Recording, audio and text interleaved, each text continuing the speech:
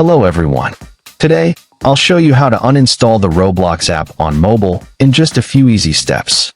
If you're looking to delete Roblox from your mobile device, you're in the right place.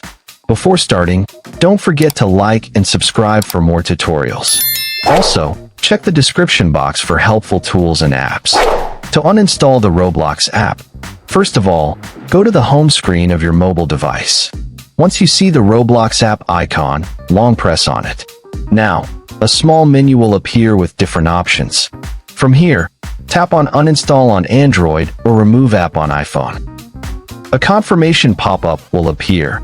From here, tap on Uninstall or Delete to permanently remove the Roblox app from your device. Once done, the Roblox app will be completely removed from your mobile device and will no longer take up storage. In this way, you can easily uninstall or delete Roblox from your mobile.